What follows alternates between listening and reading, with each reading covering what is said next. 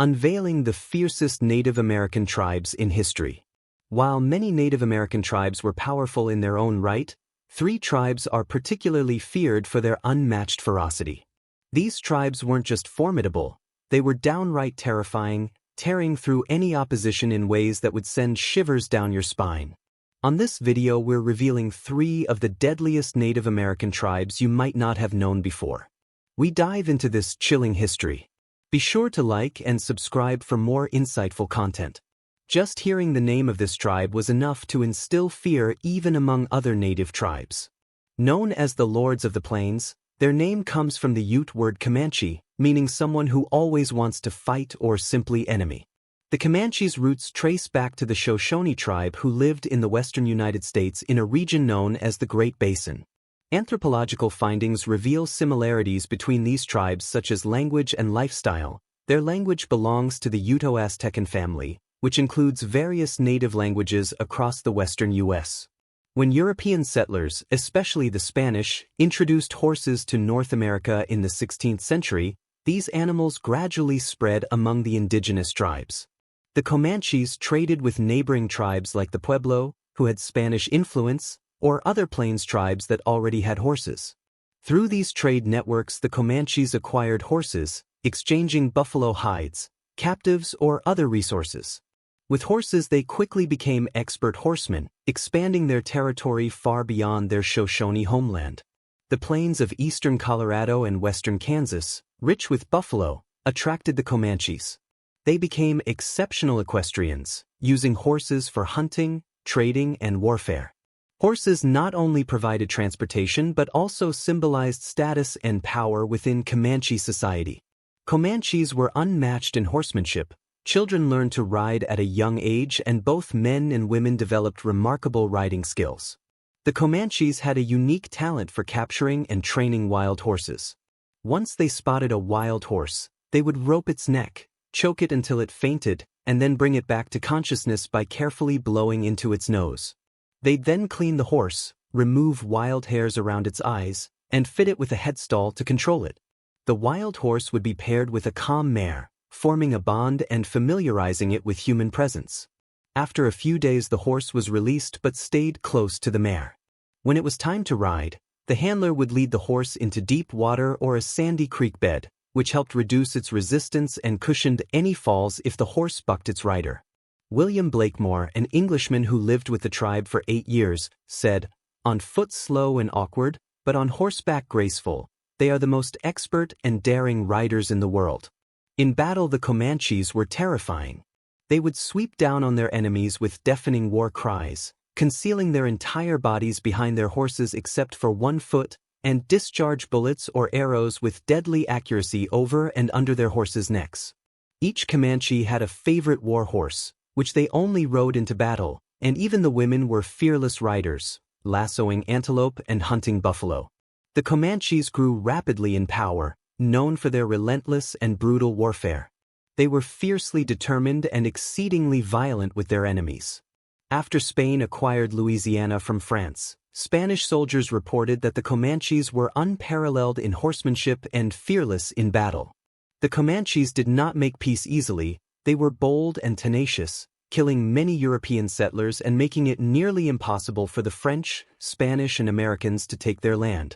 The Comanches were so fierce that they single-handedly halted Spanish expansion for nearly 50 years. General James Wilkinson of the United States described the Comanches as the most formidable indigenous group on the continent.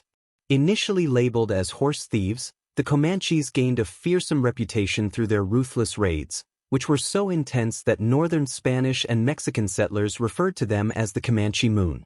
In these brutal night raids, hundreds of Comanches on horseback would invade Mexican settlements, massacre men, abduct women, and steal horses. When European settlers crossed their lands, the Comanches would attack, steal their horses, and later sell them to the Spanish, Mexican Empire, or the Americans. Despite being a relatively small tribe of around 40,000 people, each Comanche owned 2 to 3 horses.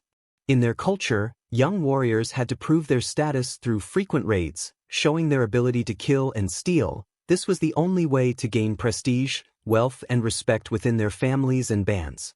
Comanche women were known for their skilled and merciless torture methods inflicted on captives. Once at the mercy of a Comanche woman, enemies would pray for death.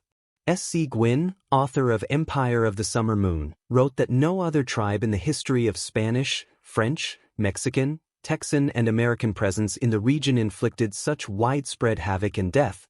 There isn't even a close second.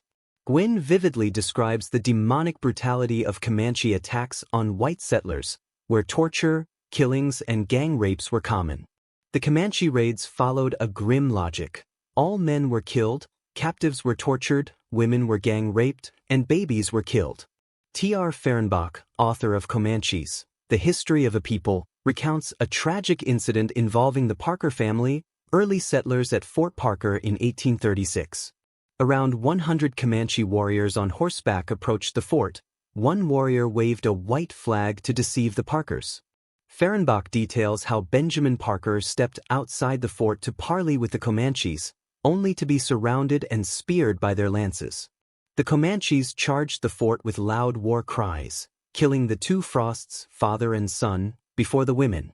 John Parker was brutally mutilated, scalped and left for dead. Granny Parker was impaled to the ground with a lance and endured unspeakable assaults. The Comanches were notorious for torturing captives, including American and Mexican soldiers. Some were roasted alive over open fires. Others were castrated and scalped while still conscious. One particularly gruesome method involved burying captives up to their chins, cutting off their eyelids, and exposing their eyes to the burning sun until they starved to death. Historical accounts also tell of Comanches staking naked male captives over red ant beds, sometimes after cutting off their private parts and stuffing them into their mouths, sewing their lips together. In another cruel tactic, captives were sewn into untreated leather and left in the sun. As the leather dried and tightened, it slowly suffocated the prisoner. According to T.R. Fehrenbach, a Spanish account reveals that the Comanches tortured Tonkawa Indian captives by burning their hands and feet until the nerves were destroyed, amputating these extremities, and then repeating the fire treatment on fresh wounds. The Tonkawas, scalped alive, also had their tongues torn out to silence their screams. Before we reveal the next deadliest tribe, give us a thumbs up and don't forget to subscribe to our channel. The Iroquois Confederacy, also known as the Haudenosaunee or Six Nations, is another powerful example of indigenous political and social organization in North America. The roots of this formidable alliance trace back to the collaboration of distinct tribes like the Mohawk, Oneida, Onondaga, Cayuga, and Seneca. The Mohawk, situated to the east, were known for their strategic location and interactions with early European settlers. The Oneida, with roots in the Great Lakes region, and the Onondaga, positioned in central New York, added to the Confederacy's diversity. The Cayuga and Seneca, residing to the west and south respectively, further strengthened this alliance with their unique contributions. Interestingly, the name Iroquois wasn't originally from this confederacy but was given by the Algonquin, well-known enemies of the Haudenosaunee. They were often referred to as Iroquois, a name meaning rattlesnake. Why such a name? Simply put, the Iroquois were masters at silently approaching their enemies and delivering not just the swiftest but also the most lethal blows before their enemies could even react. Many able-bodied warriors would have already fallen. The Iroquois were known for their strong and assertive nature, frequently expanding their territory by raiding neighboring tribes. They easily struck fear into the hearts of many, defeating countless Native American tribes. Among those heavily impacted by their raids were the Huron, Erie, and Susquehannock. From a young age, Iroquois youth underwent military training, perfecting their skills with bows, arrows, spears, and clubs. During their adolescent years, they joined raids against rival Native American groups and, on occasion, white settlers. This early exposure to warfare shaped them into fierce fighters who fought without hesitation, driven solely by the desire for victory. Demonstrating military prowess not only earned individuals respect but also opened the path to becoming a war chief. One particularly grim aspect of Iroquois warfare was their treatment of prisoners.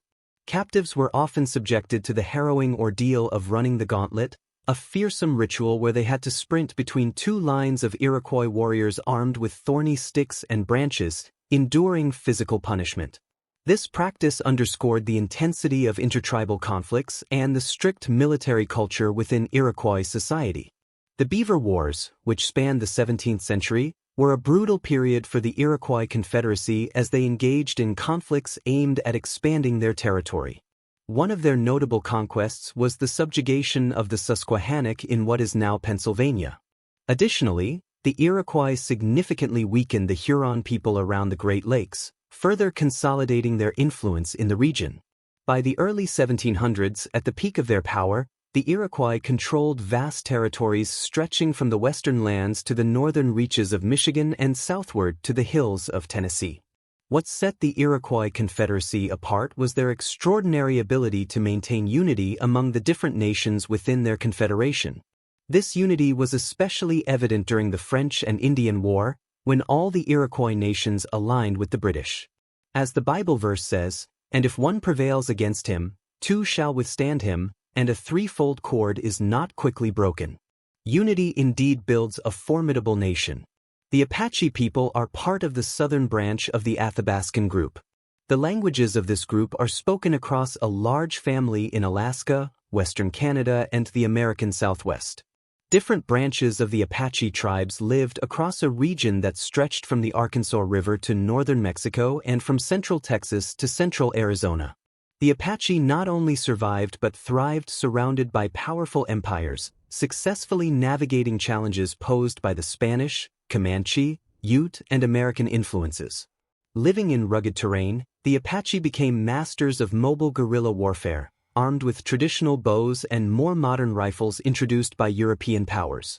It is said that Apache warriors could fire multiple arrows in a single shot while expertly riding a horse. The survival strategies of the Apache were deeply rooted in their exceptional skills in stealth and surprise, forming the foundation of their military prowess. They were, in simple terms, masters of hide and seek. This ability allowed them to execute sudden and unexpected strikes against their adversaries, catching them off guard and demoralizing them. Apache warriors, skilled in surprise attacks, would emerge swiftly from hiding, launch precise assaults, and retreat just as quickly into the terrain they knew so well. One remarkable aspect of Apache warfare was their skill in raiding. They demonstrated an unparalleled ability to cover vast distances rapidly, whether on foot or horseback. This mobility, combined with their strategic expertise, enabled them to strike with precision and retreat before their enemies could recover from the shock. The Apache seamlessly integrated Spanish horses and steel weapons into their warfare tactics, showcasing their adaptability. They quickly learned to wield lances and knives with impressive speed, further enhancing their effectiveness in battle. General Crook's description of the Apaches as the tigers of the human race aptly captured the formidable nature of these warriors. Their ruggedness and physical prowess were such that they could outrun cavalry on foot, displaying an exceptional level of agility and endurance.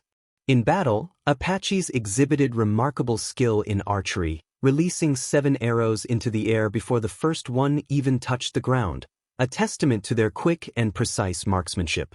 When it came to torturing captives, they did so without a hint of remorse. Enemies were skinned and burned alive, and the children of their foes met a grim fate, their heads smashed against walls. Adding to their cruelty, they held in high regard anyone who could invent a new method of torturing captives. To sum it all up, these 3 tribes will forever stand out as those who effortlessly instilled fear in the hearts of all their enemies. Share your thoughts with us in the comments below. And if you haven't already, give us a thumbs up. Stick around for our latest updates by hitting the subscribe button. Thank you.